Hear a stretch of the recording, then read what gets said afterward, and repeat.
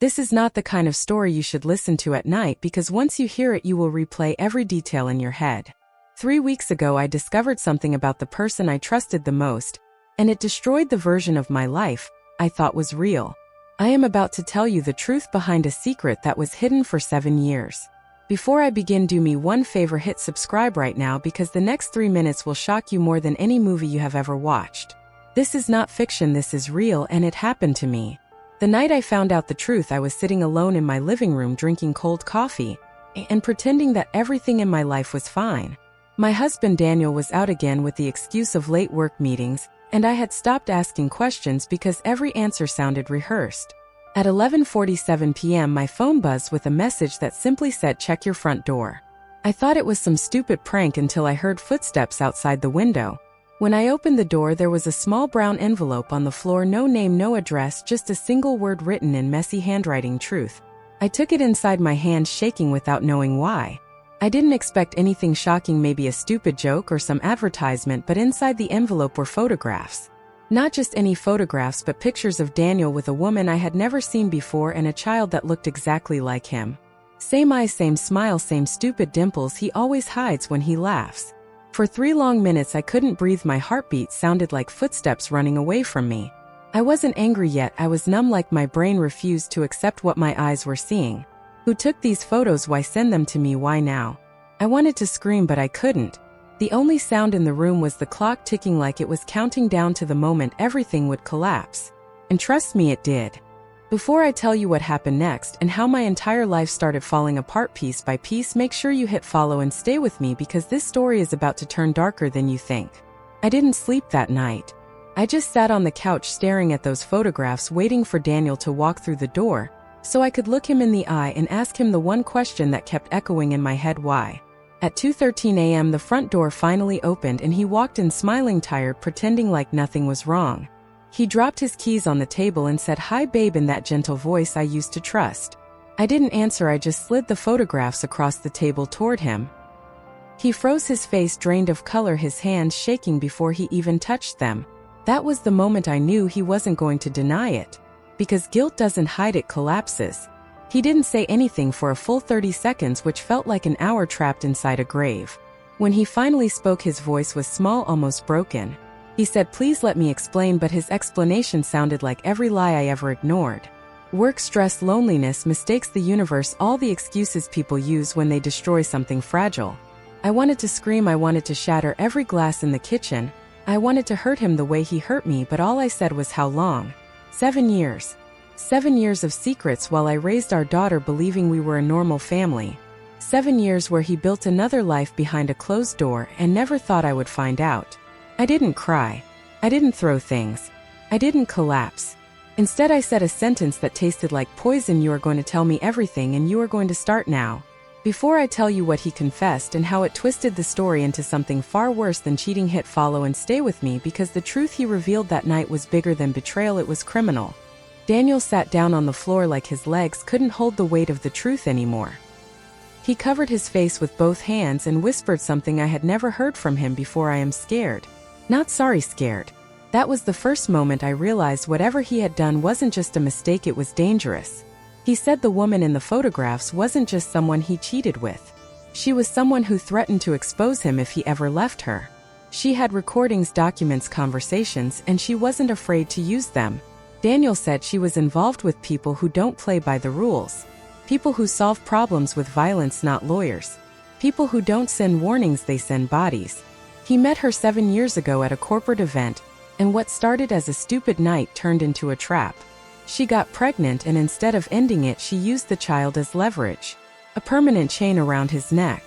Every month she demanded money, and every month he paid because he believed if he didn't, someone would show up at our door. He said they already followed him once. They already watched our daughter once. I felt sick, like the floor beneath me turned to water. All these years I thought he was distant because he stopped loving me, but now I saw a different truth. He was terrified.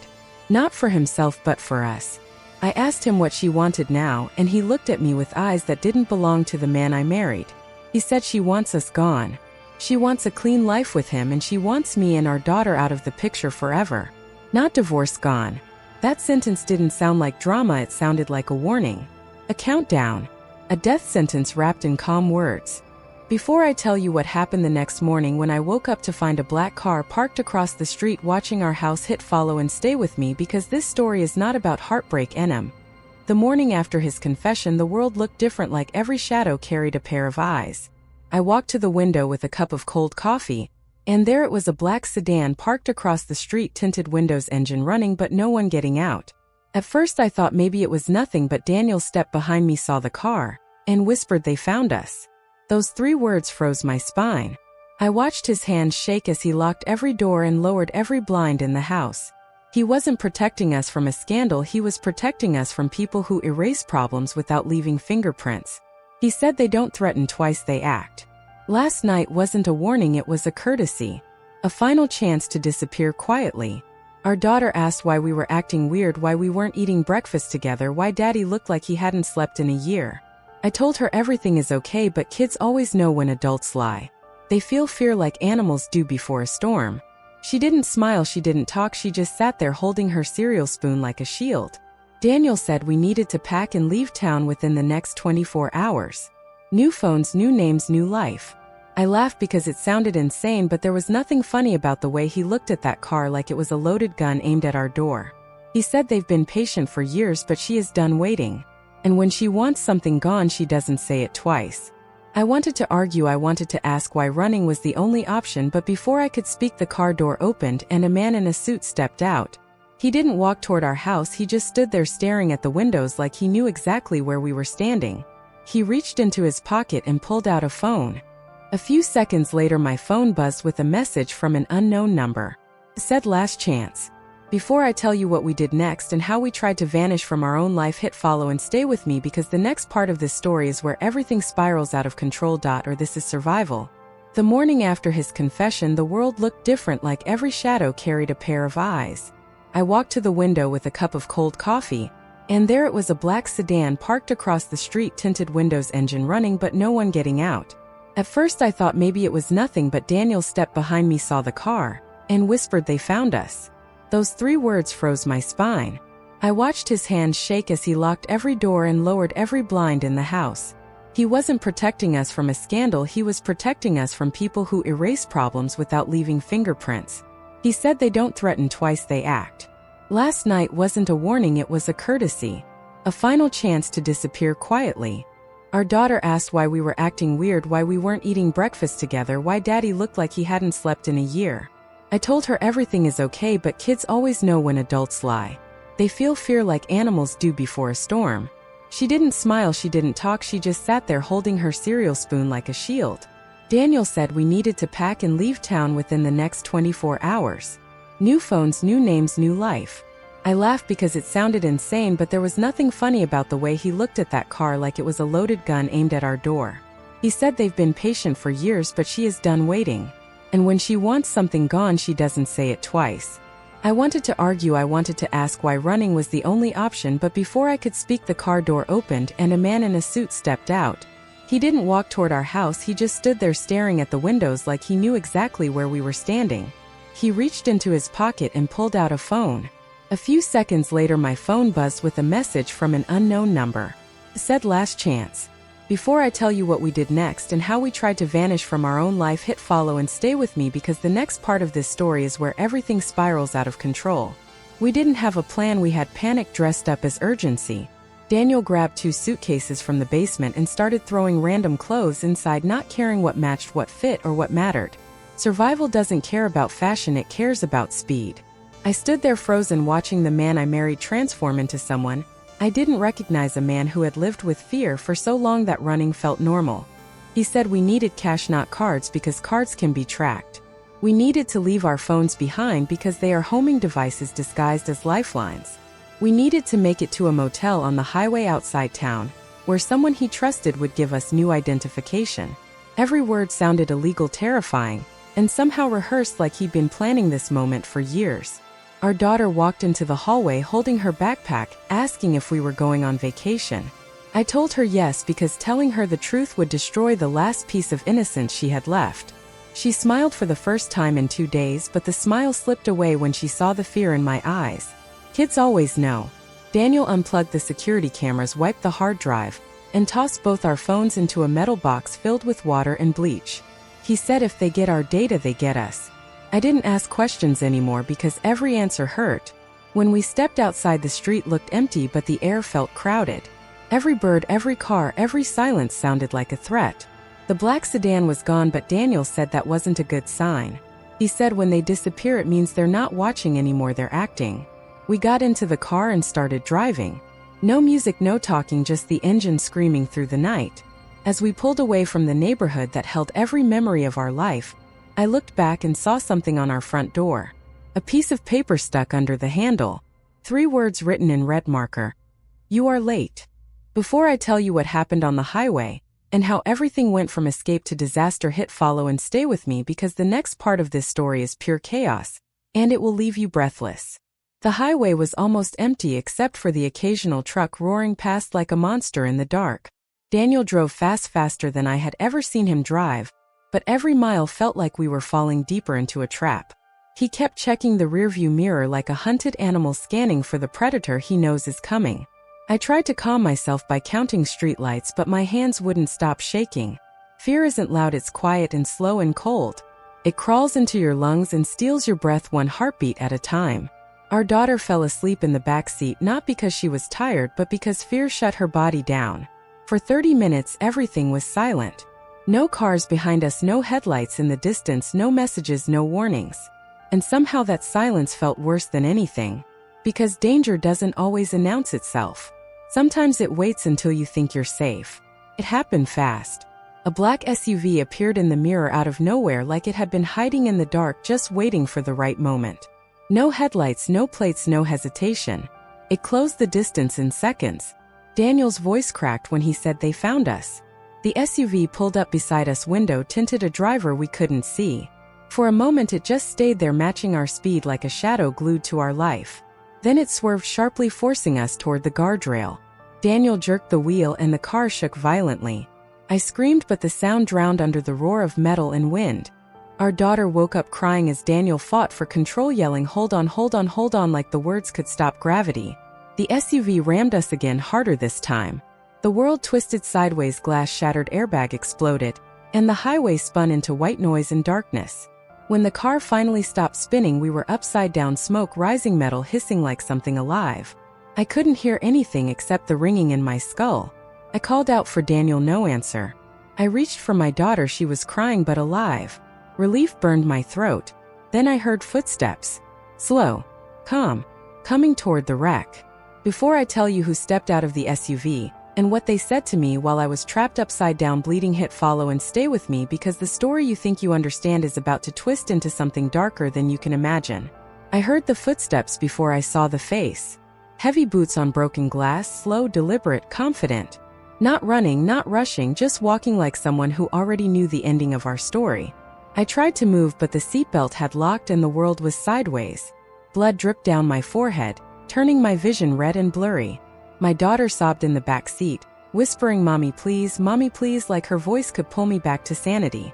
The boots stopped right outside my window and a hand tapped on the shattered glass, gentle, almost polite. I turned my head and saw a man crouching down to meet my eyes. Black coat, white shirt, no expression. His face wasn't angry or cruel. It was empty, like he had deleted the ability to feel anything a long time ago. He said my name without asking for it. He said, "Ariana, you should have stayed quiet." His voice was calm, smooth, terrifying in its control. Not a threat, not a scream, just a fact. I wanted to scream back, to curse him, to beg, but no sound came out. He looked at my daughter and said, "She's not part of this. Not yet." Those 2 words shattered something inside me. Not yet meant she could be. Not yet meant she was leverage. Not yet meant if I didn't do what they wanted, everything I loved could disappear. I asked him where Daniel was. He tilted his head, listening to the wreck, and said if he's breathing, it won't be for long. I felt my stomach collapse into ice. Then he pulled something from his pocket. A phone, unlocked, already recording. And he said, "You're going to deliver a message. Not to the police, not to friends, but to her." He didn't say a name because he didn't need to. I already knew who he meant. The woman who started all of this. The woman who wanted us erased. He held the phone up to my face and said, "Tell her you're done running. Tell her you'll meet." Tonight. No police, no games, no witnesses. I asked him what happens if I don't. He smiled, small, mechanical like a glitch, and said, then we finish this right now. And your daughter doesn't wake up tomorrow. I looked at my child, shaking, covered in dust and tears, and I made a choice that tasted like poison. I said, okay. I'll meet her. He nodded, ended the recording, and said, good. Midnight. The place you already fear. Before I tell you where that place is and why stepping inside it meant sacrificing everything, hit follow and stay with me. Because the next part of this story isn't escape, it's war. We didn't go to a hospital. We didn't call the police. We didn't even wait for help. The man in the black coat cut our seatbelts, dragged Daniel out of the wreck like dead weight, and left him on the pavement without checking if he was breathing. Then he pointed to my daughter and said, get her out of sight before someone stops. His voice didn't have urgency, just orders. Like he'd done this 100 times.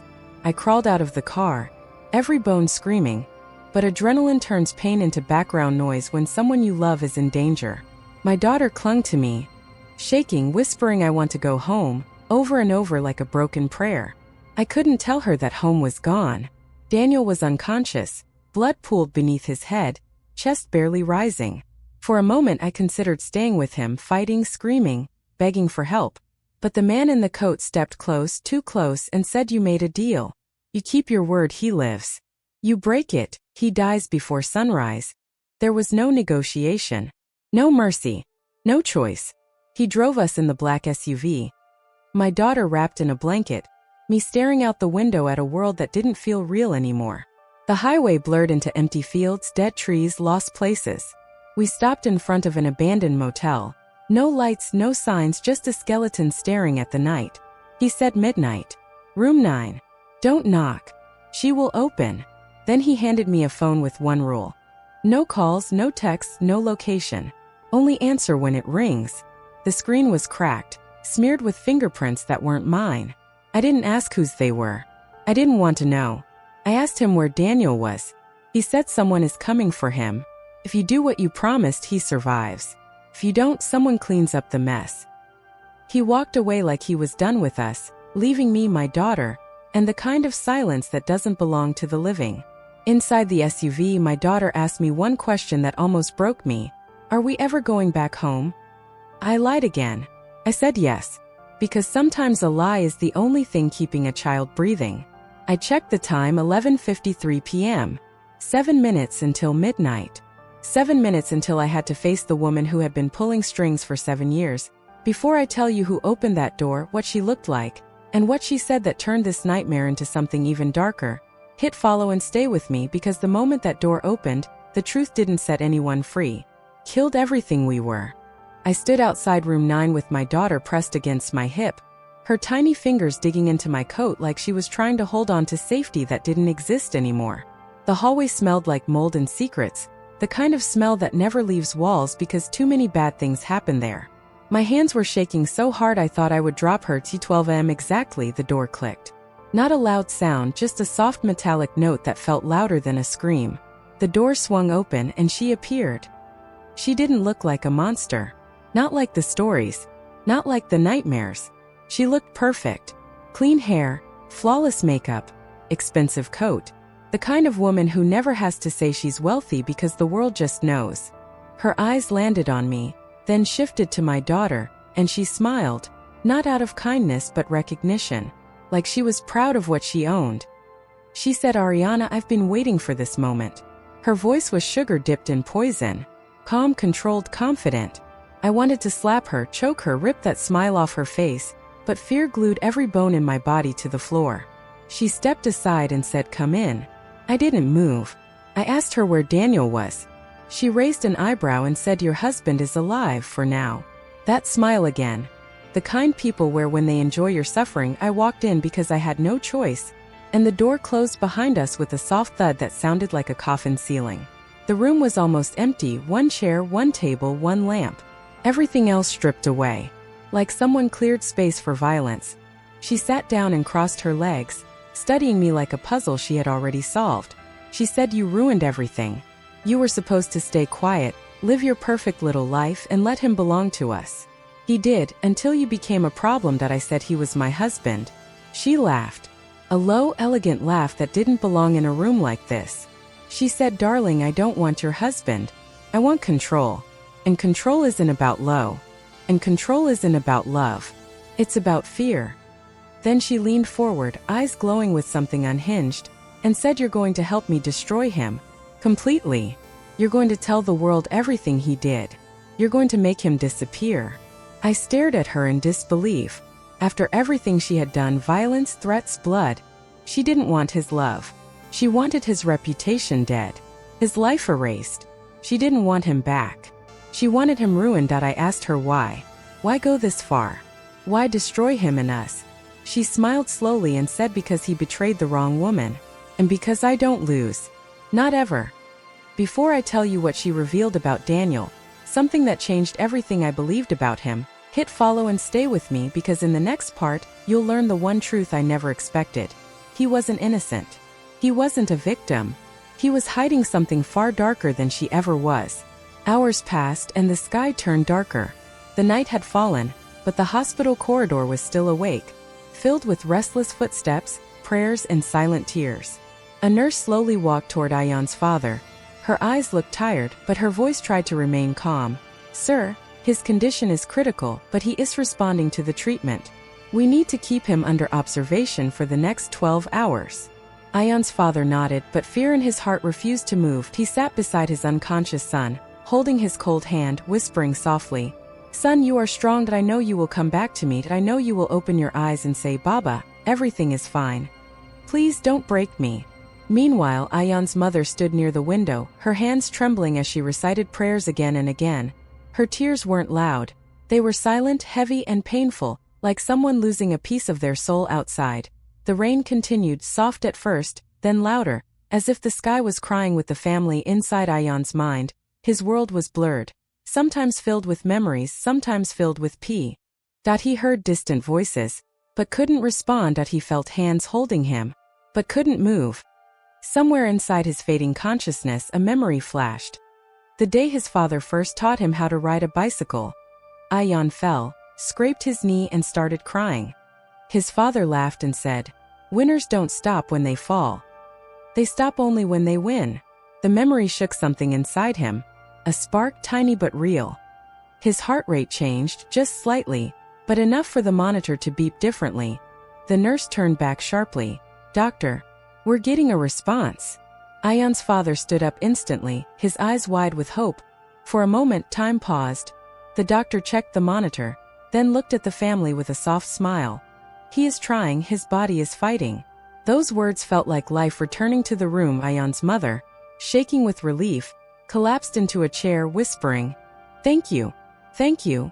But the doctor added gently, "We are not out of danger yet. The next few hours are extremely important." Tension and hope mixed together, like a storm that refuses to end but leaves a rainbow waiting somewhere. Ayan, trapped between life and darkness, felt the warmth of his parents' love, and perhaps a reason to return. But his struggle was just beginning. The night ahead was long, and fate was still undecided. Because every mile we drove felt like a vote cast between survival and surrender, and none of us knew which side destiny secretly supported.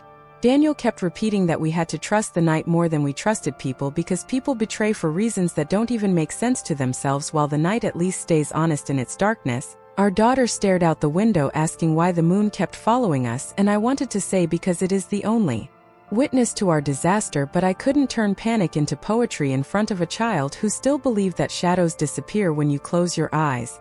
The safe house wasn't a house at all, but an abandoned gas station with flickering lights and broken windows, where Daniel said someone would meet us but nobody did, and the emptiness itself felt hostile, like walls that swallowed secrets.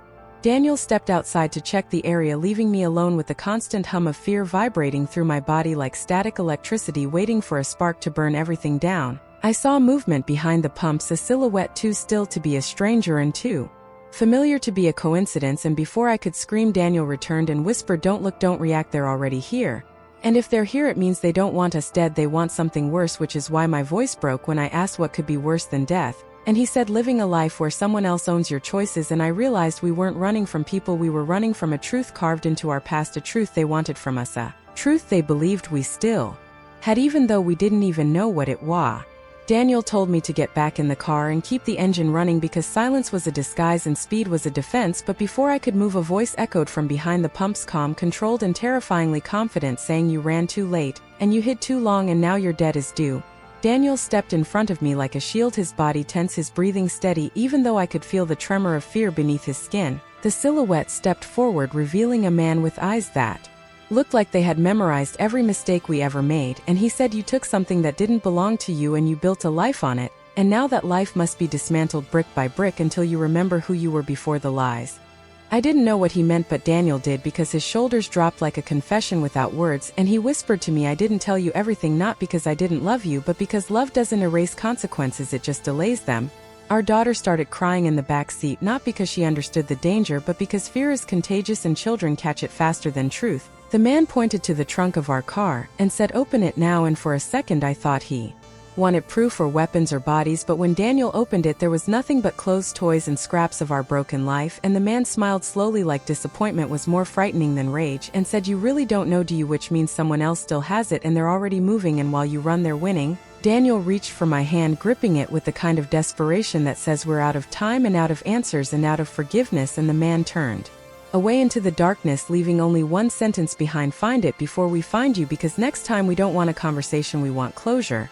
And in that moment the night didn't feel like an enemy anymore, it felt like a countdown, and we were already on zero. We drove away from the gas station with the kind of speed that turns fear into fuel and silence into suffocation, because neither of us knew what the man meant by "find it before we find you." And yet it sounded like a deadline written in blood instead of ink.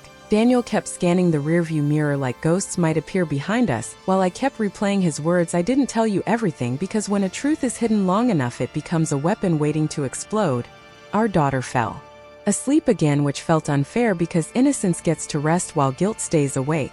I demanded answers, not because I was brave, but because ignorance had already cost us too much, and Daniel finally said, "Years ago, before we married, I worked for a private firm that stole information from people, governments, companies, and sold it to whoever paid most, and something I stole wasn't data, it was a key, a physical encrypted drive that unlocked a network worth more than our lives combined, and I quit before delivering it. Because I wanted a different life, but the people behind it never stopped looking, and they assumed I still had it even though I hid it somewhere and then forgot where, because sometimes the past punishes you by erasing the only things that can save you."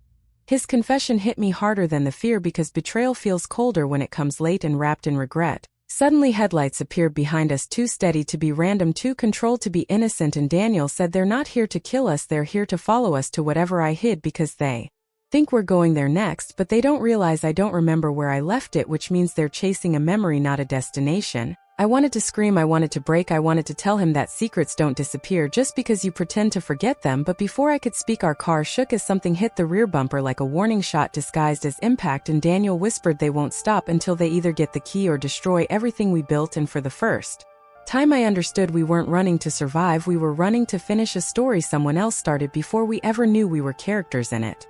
The car swerved as Daniel tried to outrun the vehicle behind us, but the road curved into darkness like the night itself wanted to trap us inside its unfinished story. I clutched the dashboard, praying for stability, while Daniel muttered directions under his breath, as if the map existed only in the memory of someone who didn't trust memories anymore.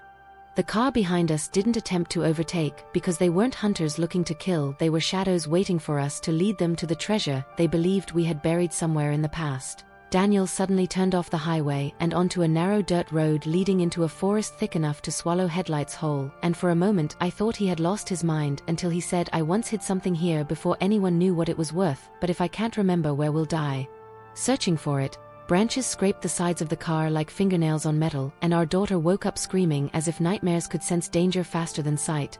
Daniel stopped the car in a clearing and told me to take her and run if anything happened, which sounded less like a plan and more like a goodbye disguised as bravery. We stepped into the cold air, the forest buzzing with the sound of insects and paranoia, and Daniel said, "If they come, don't hesitate, just go, because survival doesn't wait for explanations." We moved through the trees guided by fragments of memory until Daniel suddenly froze, pointing at an old half-buried metal box covered in rust and soil, the kind of box that looks like it wasn't meant to be found, but destiny got impatient. He dropped to his knees, digging with bare hands like a man trying to resurrect a life he once buried by choice, and when he pried it open we didn't find a device or a drive or anything high-tech, we found just a small notebook.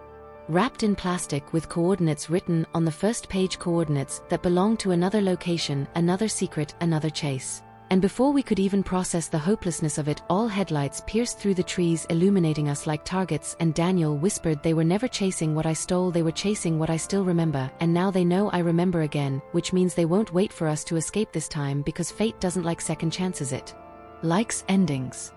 The forest exploded with shouting and footsteps as men rushed toward us, armed not with anger, but with purpose, the kind of purpose that treats humans like obstacles and time like currency. Daniel grabbed the notebook, shoved it into his jacket, and told me to take our daughter and run, but my legs refused to move because fear doesn't always trigger flight, sometimes it traps you inside your own body like a cage built from hesitation. The men surrounded us, forming a circle of flashlights and hard voices demanding the coordinates as if they already knew what lay at the end of them, and Daniel said, "If I give it to you, you'll kill us, and if I don't, you'll torture us, so tell me how this ends, because I'm tired of pretending we have choices." Their leader stepped forward, the same man from the gas station, but colder now, as if empathy had been erased like a corrupted file, and he said, "It ends when the world returns what it stole from us, and you too were collateral, not enemies, but the longer you run, the more dangerous you become, because innocence is unpredictable." Our daughter clung to me, her face buried in my clothes, unaware that her life was being negotiated like merchandise, and something inside me snapped, not out of courage, but out of exhaustion, because I was done losing pieces of myself to secrets I never agreed to carry. I stepped forward and said, "Take the damn coordinates, if it ends this nightmare," and Daniel looked at me with a mixture of betrayal and relief, because sometimes surrender feels like salvation until you realize what surrender costs. The leader opened his hand, waiting, but Daniel didn't move. Instead, he laughed a hollow, broken laugh and said, "You'll never make it in time, because someone else already has the location, someone smarter than all of us, someone who doesn't bargain with fear." And as those words fell, the entire forest shifted from pursuit to panic, because predators fear only one thing, a rival they can't predict. And in that split second of chaos, Daniel grabbed my hand and whispered, "Run now, because the only advantage we have left is the confusion we just created, and confusion is a currency stronger than bullets."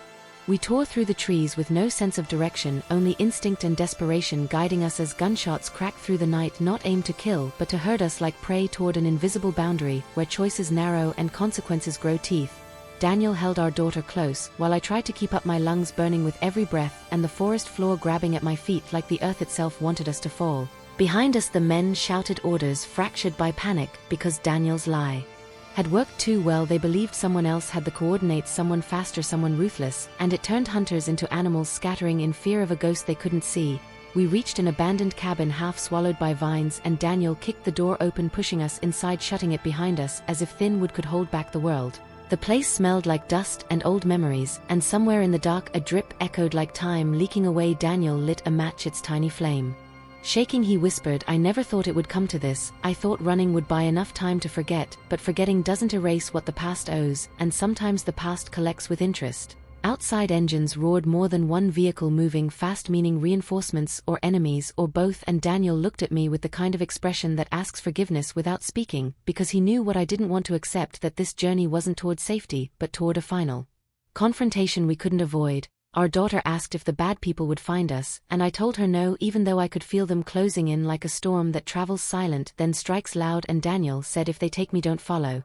Because they don't want you, they want what I know, and the only way you survive is by disappearing before memory becomes a target." I grabbed his arm, refusing to accept sacrifice as strategy, but he gently pulled away, saying, "Love isn't dying together, it's making sure someone lives to remember why we fought at all." And before I could argue, headlights sliced through the cracks of the cabin wall, turning night into interrogation, and Daniel whispered, "They're here, and everything we were afraid of is finally happening now." The cabin door splintered under the force of a single kick, and armed men flooded inside with cold precision, their faces hidden behind masks that made them look less like humans, and more like the inevitable end of every mistake Daniel ever made. He pushed me and our daughter toward the back wall, where a broken window was our only exit, but before we could move, a flashlight beam pinned us in place, and a voice commanded, "Nobody runs tonight, because truth doesn't escape." Daniel raised his hands, not in surrender but in strategy, buying us seconds with silence, while the leader stepped forward, stripping off his mask, revealing a face too familiar to be a stranger and too haunting to be a memory. And Daniel whispered his name like a curse or a confession, "Ethan." The man he once trusted, the partner he betrayed, the friend turned hunter. Ethan said, "You didn't just walk away, you walked away with the only piece that mattered, the only key that could end this war or start a new one, and you thought a normal life would hide you, but normal is a disguise that fools only the desperate." Our daughter whimpered and Ethan actually softened for a heartbeat, saying she didn't deserve this, but innocence doesn't stop consequences, it just makes them tragic. Daniel reached into his jacket, pulling out the notebook and tossing it at Ethan's feet, saying the coordinates are real, but what waits there isn't what you think. Because the drive was never the asset, the person who built the network is still alive, and whoever finds him controls everything. Ethan's eyes widened, not because of power, but because of fear, since every monster bows to something bigger, and now they realized they weren't the hunters, they were the prey of a force none of them truly understood. Chaos erupted as men argued over whether to chase coordinates or kill witnesses, and Daniel grabbed my hand, whispering, "We run when they turn on each other." Because greed doesn't share well with others. Outside thunder rumbled, but it wasn't whether it was engines approaching fast, more enemies, or maybe the creator himself arriving to reclaim what belonged to him, and in that moment, I realized this wasn't just a fight for survival, this was the beginning of a war that didn't care about families, love, or hope, only power and memory. The argument between the men detonated into violence faster than a gunshot, as weapons were raised not at us, but at each other, because Ethan might have been their leader, but ambition is a louder commander than loyalty, and the coordinates had turned every man in that cabin into a rival hungry for a crown they didn't even understand. Daniel pulled me toward the broken window, whispering, "Don't look back, because hesitation is death in moments built from chaos," and I lifted our daughter through the gap. First feeling the night air slap my face like a warning before dropping myself onto the wet ground where mud and fear mixed into the same suffocating texture. Inside the cabin, men screamed threats that turned into gunfire, lighting the darkness with rapid flashes of betrayal, while Ethan shouted orders nobody obeyed, proving that power isn't about control, it's about timing, and his time was slipping. Daniel landed beside us, rolling to avoid the stray bullets tearing through the wood, and he grabbed my hand, running toward the tree line, without a plan, only a direction away from death. But before we reached the shadows, a voice cut through the gunfire like a blade. "Stop running, and face what you started, because you can't outrun the architect of your own destruction." Ethan emerged from the doorway covered in dust and rage, holding the notebook like scripture, saying, "Those coordinates lead to the man who built everything we destroyed, and only he can decide who lives long enough to rebuild it." He pointed his gun at Daniel, not with hate, but with prophecy, saying, "You're not afraid to die, you're afraid to answer for who you were before you became a husband and a father, because love didn't change you, it just postponed your judgment, and tonight that ends." I stepped in front of Daniel without thinking, my voice shaking, but steady enough to break something inside Ethan, because I said, "If killing him fixes your world, then kill me first, because I'm the world he chose, and the only truth worth dying for is the one we built together." For a moment, Ethan looked human again, fractured by the realization that love can turn cowards into warriors and warriors into martyrs. But before any bullet could decide who fell, headlights burst through the trees accompanied by engines roaring like wolves, and Ethan whispered, "Too late, he found us," which meant the creator of the network was no longer a myth or a chase, he was here, and everything we feared was about to step into the light. The engines cut off at the edge of the clearing, and a line of black SUVs emerged from the darkness with military precision doors opening in perfect synchronization, like a ritual rehearsed by people who replace fear with obedience. Men in dark suits stepped out, forming a perimeter, without a single word, their faces expressionless, their movements calculated like machines programmed for violence. And then the last door opened slower than the rest, as if time itself bowed to whoever sat inside, and a man stepped out whose presence silenced even the gunfire still burning behind USA. He wasn't tall or menacing at first glance, but there was something terrifying about the stillness in his eyes, like he had seen every human flaw and learned how to turn it into currency. Ethan lowered his gun almost instinctively, because predators recognize the apex when it arrives. The man approached Daniel not with hostility but with familiarity, saying, "You ran longer than I expected, but time doesn't heal what you stole, it just delays the interest."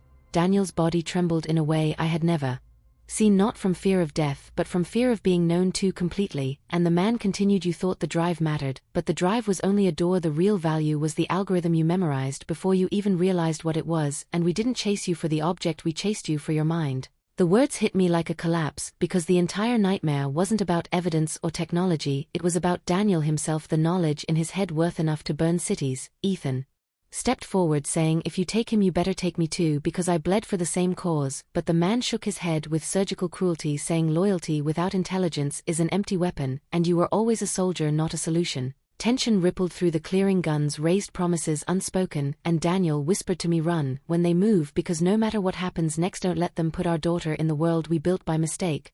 But our daughter looked at Daniel with wide, trembling eyes and said, "I don't want to run anymore, I want to go home," and the simplicity of that sentence broke something in everyone, because monsters fear innocence more than bullets. The man finally spoke softer than the wind, saying there is no home anymore, not for any of us, because the moment Daniel remembered the formula the world changed, and whether you run or fight the ending is already written, and fate doesn't care who walks away, it cares who controls the ashes. The world changed, and whether you run or fight the ending is already written, and fate doesn't care who walks away, it cares who controls the ashes. Ian finally understood this on the last morning of the case, when he stood outside the courthouse staring at the building that had stolen months of his life. He didn't win because he proved he was innocent. He won because he refused to kneel to a lie. Rania's family backed down. Not because they found mercy, but because they realized the truth could not be buried under threats anymore. The world didn't celebrate his victory. No crowds. No applause. Just silence, heavy and honest. Ian walked out. With empty pockets, a damaged reputation, and a future that no longer looked the way he imagined. But Hannah walked beside him, steady, unshaken, the kind of loyalty that exists even when there is nothing left to gain. That night, sitting on a rooftop overlooking a city that didn't know their names, Ian said softly, "I lost everything." Hannah replied, "No, you lost what was built on lies. What survives now is real." He smiled, not because he was healed, but because he finally understood. You don't rebuild a life by pretending nothing broke. You rebuild because it broke. Some endings don't close chapters. They burn them to the ground, so you can walk into a story that is truly yours. And in the quiet ashes of who he used to be, Ian realized something powerful. Survival isn't victory. Integrity is. Because in a world that twists truth, sells narratives, and destroys people for entertainment, the bravest act isn't fighting the lie. Is refusing to become one. People will attack your character when they cannot attack your truth. They will try to rewrite your story because they cannot rewrite their own. You may lose money, reputation, comfort, and certainty, but never lose yourself to someone else's version of you. The world doesn't care who walks away smiling. The world remembers who rises from the ashes with dignity intact. So if life ever forces you to choose between losing everything or betraying yourself, lose everything. Because everything can return. But you never will.